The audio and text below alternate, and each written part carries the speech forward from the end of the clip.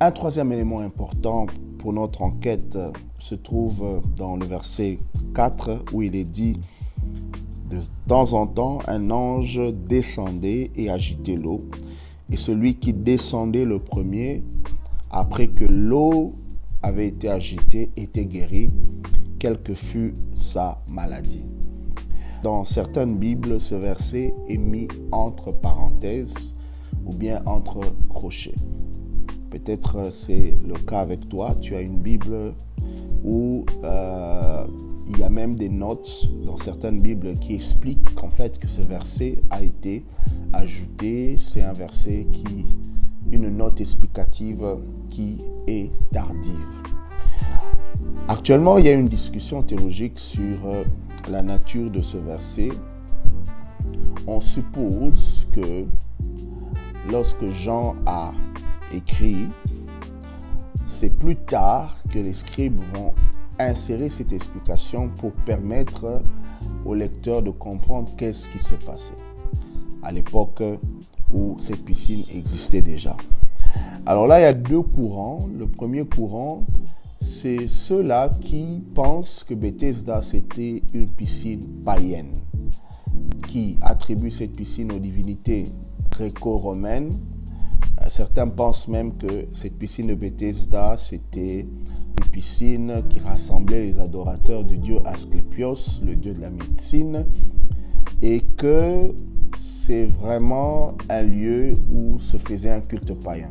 Souvenez-vous que nous sommes au 1er siècle, c'est que Jérusalem est vraiment sous le contrôle et la domination romaine.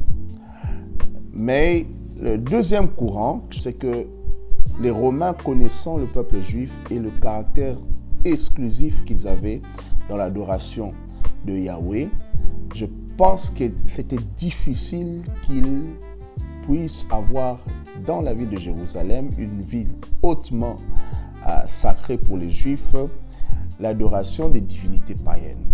Après la destruction du temple, certainement, cela pouvait arriver, mais avant la destruction du temple, alors que le système sacrificiel est encore en vigueur, alors que la hiérarchie religieuse est encore forte et influente, je vois mal comment pouvait s'installer une adoration d'une divinité païenne au cœur même de Jérusalem, alors que nous sommes vraiment dans une période de tension.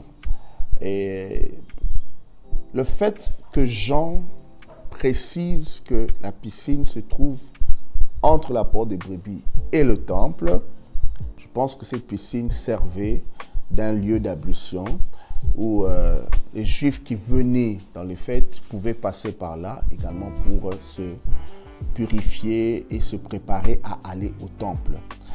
Je pense qu'il y a une certaine historicité derrière cette affirmation que ce lieu avait un caractère miraculeux de temps en temps.